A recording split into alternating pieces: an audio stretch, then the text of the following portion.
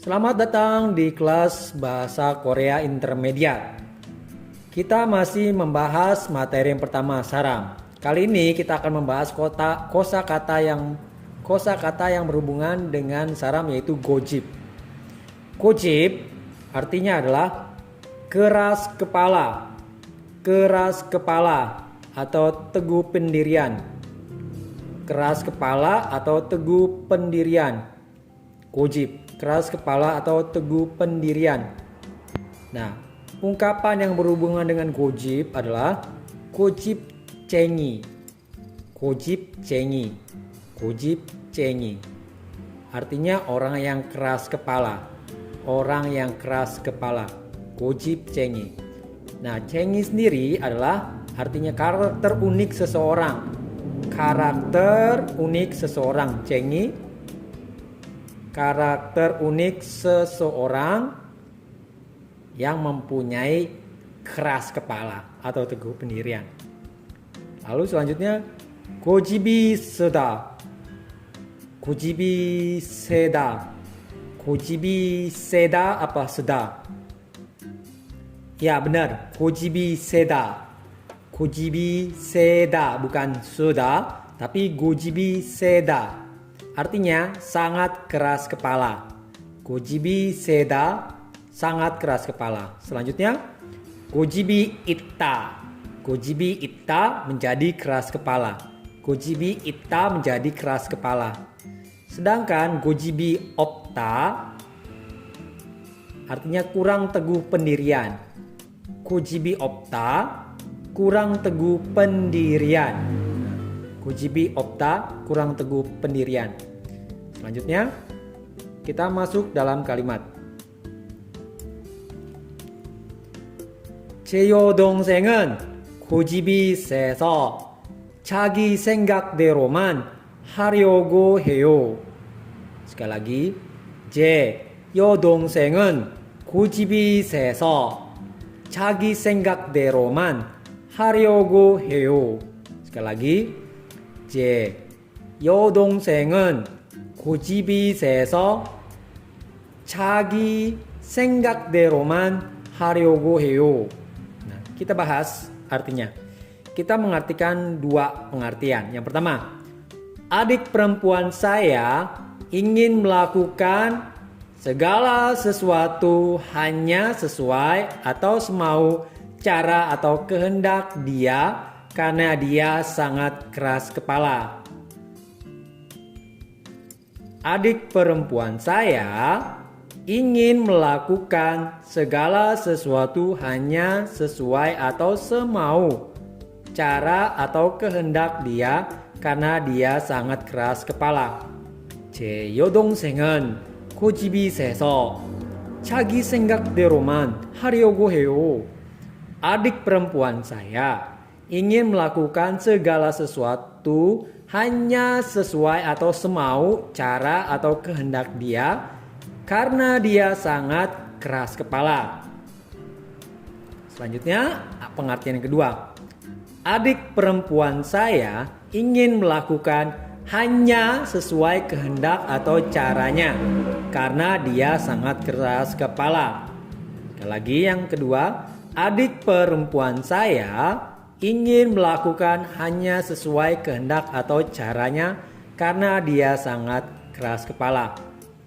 제 여동생은 고집이 세서 자기 생각대로만 하려고 해요. Adik perempuan saya ingin melakukan hanya sesuai kehendak atau caranya karena dia sangat keras kepala. Nah, sebelum kita membahas ini semua, kita akan mengartikannya kata demi kata terlebih dahulu. J ini dari kata jo plus ei menjadi J, artinya milik saya. Sedangkan 여동생 adalah adik perempuan. 고집이 세다, ini tadi kita sudah bahas sangat keras kepala. 자기, nah ini kata baru. 자기 adalah diri sendiri. 자기 adalah diri sendiri. 생각 artinya pikir, koma berpikir, koma cara. Senggak, pikir atau koma berpikir, koma cara.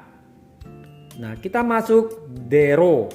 Dero ini diartikan sebagai sesuai, koma semau, koma seperti, sekehendak. Sekali lagi, dero. Sesuai, koma semau, koma seperti, koma sekehendak. Lalu kita masuk ke man. Man adalah hanya atau saja. Sekali lagi, man hanya artinya hanya, koma saja. Man artinya hanya, koma saja. Hada ini paling umum. Hada adalah melakukan. Hada melakukan. Ryogo hada artinya ingin atau akan. Sekali lagi, ryogo hada ingin akan. Ryogo hada ingin akan. Lalu kembali kita aoyoso. Aoyoso adalah artinya karena. Aoyoso adalah artinya karena.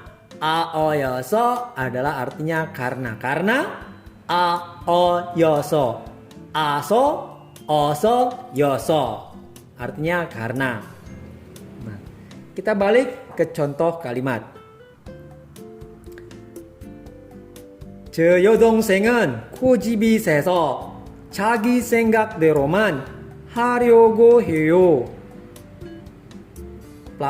Pengertian yang pertama, penerjemahan yang pertama, adik perempuan saya ingin melakukan segala sesuatu hanya sesuai atau semau atau cara kehendak dia karena dia sangat keras kepala. Yang kedua, adik perempuan saya ingin melakukan hanya sesuai kehendak atau caranya karena dia sangat keras kepala. Yang jadi pertanyaan, kenapa ini ada dua pengertian? Nah, sebelum membahas itu, kenapa ada dua penerjemahan, kita terlebih dahulu mencari struktur pola kalimat atau tata bahasa dalam bahasa Korea. Di manakah subjeknya? Subjek adalah 제 여동생은, 제 여동생은, yaitu kenapa ada subjek? Kenapa subjek di sini? Karena ada partikel en, ya. Tidak ada partikel i dan ga, tapi jika ada partikel en, biasanya ini adalah subjek. Karena en dan nen adalah penanda subjek juga. Subjek. Predikat. Sekali lagi ya, saya tekankan supaya jangan lupa. Bahasa Korea strukturnya terdiri dari subjek, predikat. Di dasar ya, subjek, objek, predikat. Subjek, keterangan, objek, predikat. Sedangkan bahasa Indonesia terdiri dari subjek, predikat, objek, keterangan. Nah, sudah tahu kan? Subjek, predikat, subjek, objek, subjek, keterangan, objek, predikat. SP, SOP, SKOP. Ini Korea dasarnya. Sedangkan SPOK adalah subjek, predikat, objek, subjek, predikat, objek, keterangan adalah struktur bahasa Indonesia. Nah, ini adalah struktur tata bahasa Korea, ini struktur bahasa Indonesia. Kita sudah tahu tadi. Subjek sudah ketemu. 제 여동생은. Nah, Kak, kalau predikatnya di mana? Predikat itu biasanya di akhir kalimat. Terletak di sini. Sekali lagi ya. Kita mencari subjek predikat. Oke? Subjek predikat untuk penerjemahan bahasa Indonesia. Predikatnya 하려고 해요. Nah, sudah ketemu. Lalu adakah objek? Di sini tidak ada objek. Jadi tidak ada objek, skip objek. Nah, terus keterangannya di mana, Kak? Keterangannya adalah 자기 생각대로만. Nah, 생각대로만 ini adalah keterangan. Keterangan. Kata keterangan. Nah, kita sudah tahu nih. Jadi dalam bahasa Korea SKOP.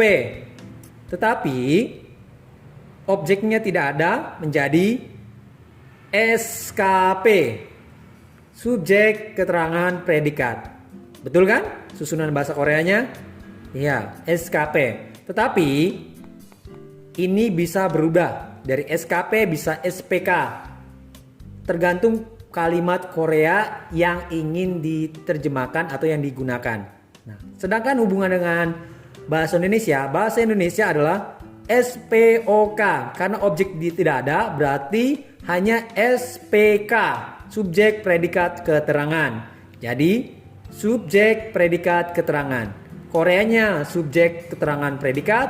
Tetapi dalam bahasa Indonesia harus terjemahkan subjek, predikat, keterangan. Mengerti? Karena susunan bahasa Koreanya hanya terdiri dari subjek, keterangan, predikat, maka kita harus menerjemahkan dengan bahasa Indonesia dengan cara susunan struktur bahasa Indonesia yang terdiri dari subjek, predikat, keterangan. Subjek, predikat, keterangan. Jadi kita harus mencari dulu subjek. Nah, subjek adalah 제 여동생, 제 bukan je tapi 제. 제 여동생은, 제 여동생은. Jadi adik perempuan saya. Sudah ketemu adik perempuan saya. Lalu predikat 하려고 해요. 하려고 해요. 하려고 해요. Ingin melakukan,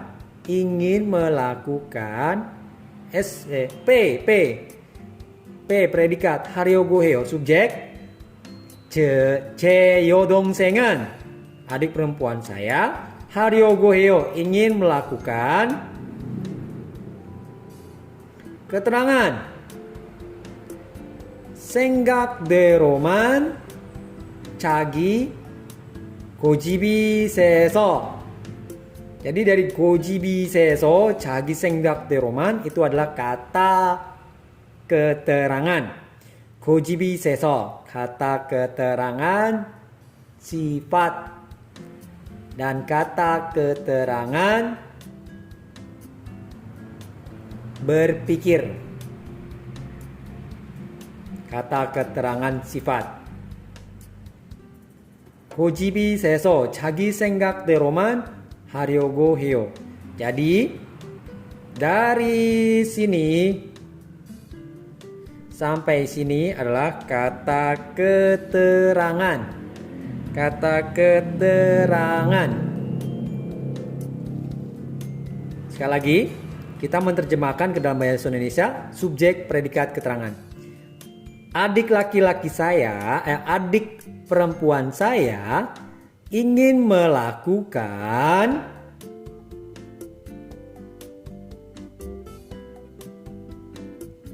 hanya sesuai atau semau cara kehendak dia, 자기 생각대로만, karena dia sangat keras kepala.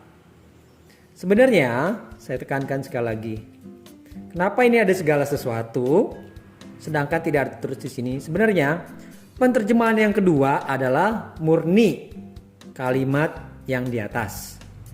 Sekali lagi, murni kalimat bahasa Korea yang di atas. Lalu adik perempuan saya, 제 여동생은, ingin melakukan hanya sesuai kehendak caranya. Ingin melakukan 하려고 해요, hanya sesuai kehendak atau caranya. 자기 생각대로만, 고집이 세서, karena dia sangat keras kepala. Nah, ini kalau diterjemahkan masuk nggak? Mengerti nggak kita? Mengerti. Tetapi ada kekurangannya. Kenapa? Ingat sekali lagi, kita menerjemahkan bahasa Indonesia yang baku. Jadi, jika 제 여동생은 고집이 세서 자기 생각대로만 하려고 해요. Artinya adik perempuan saya ingin melakukan hanya sesuai kehendak atau caranya karena dia sangat keras kepala. Baku juga tetapi agak kurang. Nah, dibandingkan dengan kalimat penterjemahan yang pertama. Coba, adik perempuan saya ingin melakukan segala sesuatu hanya sesuai atau semau atau cara atau kehendak dia karena dia sangat keras kepala. Jadi intinya kenapa segala sesuatu bisa diinput, bisa ditaruh di situ? Karena tujuannya untuk mendapatkan kalimat bahasa Indonesia yang baku. Yang baku. Sekali lagi saya tekankan, walaupun segala sesuatu tidak ada di atas, segala sesuatu, arti segala sesuatu yang di dalam bahasa Indonesia tidak ada di atas, tapi digunakan untuk mendapatkan kalimat bahasa Indonesia yang baku. Memang nomor 2 mengikuti cara yang benar-benar murni yang kalimat di atas. Tetapi kenapa bisa berubah SPK ini? Karena tergantung kalimat bahasa Indonesia yang akan diterjemahkan. Walaupun segala sesuatunya tidak ada di atas, tetapi bisa digunakan seperti ini. Nah, cara ini bisa digunakan pada semua penterjemahan untuk kalimat yang baku. Maksudnya bukan segala sesuatu yang bisa ditambahkan, tapi kalimat yang bisa ditambahkan untuk kalimat yang akan diterjemahkan tersebut untuk mendapat kalimat yang baku. Mengerti? Memang penterjemahan nomor 2 adalah murni 제시 여동생은 adik perempuan saya 고집이 세서 자기 생각대로만 하려고 해요. Adik perempuan saya 제 여동생은 ingin melakukan 하려고 해요 hanya sesuai kehendak caranya. 자기 생각대로만 고집이 세서 karena dia sangat keras kepala. Memang betul terjemahnya, tetapi alangkah lebih baiknya karena kita menerjemahkan dengan kalimat yang baku, tidak apa-apa menambahkan segala sesuatu seperti ini. Harus pas. Jadi jangan sembarangan saja menambah konteks atau kosakata atau kalimat tambahan di dalam suatu penterjemahan, tetapi harus benar-benar pas sesuai konteks yang akan diterjemahkan. Jadi hati-hati ya. Kalian bisa untuk menerjemahkan kalimat yang di atas ini dengan cara yang kedua. Bisa. Gak apa-apa, yang baru belajar biasanya belajar pakai cara nomor 2. Tapi kalau yang sudah master, pasti menambahkan sesuatu untuk membuat kalimat bahasa Indonesia ini menjadi baku. Penterjemahan bahasa Korea ke dalam bahasa Indonesia menjadi lebih baku. Seperti ini, segala sesuatu. Menambahkan segala sesuatu. Jadi adik perempuan saya ingin melakukan segala sesuatu hanya sesuai atau semau cara atau kehendak dia karena dia sangat keras kepala. Nah, untuk ukuran ini biasanya ini digunakan untuk benar-benar penterjemah khusus ya, untuk penterjemah, benar-benar penterjemah. Kalau yang cara nomor 2 adalah benar-benar kita yang masih baru belajar. Jadi mengerti? Kalian bisa memakai cara nomor 2, cara nomor 1. Tergantung kalian mau menerjemahkannya yang mana. Tapi alangkah bagusnya kalau nomor 1 itu benar-benar kualitas bahasa Korea kalian sudah sangat bagus. Nomor 2 sudah bagus, tapi lebih bagus nomor 1. Jadi sudah mengerti? Jika belum mengerti, silakan komen di bawah link video ini dan saya akan menuliskan link grup bahasa Korea bagian dasar dan juga bagian intermediate ini, supaya bagi kalian yang mau ingin bergabung silakan klik aja di link tersebut. Di bawah saya tuliskan di kolom deskripsi. Jadi jika kalian mau bergabung silakan klik saja. Nah, silakan klik saja.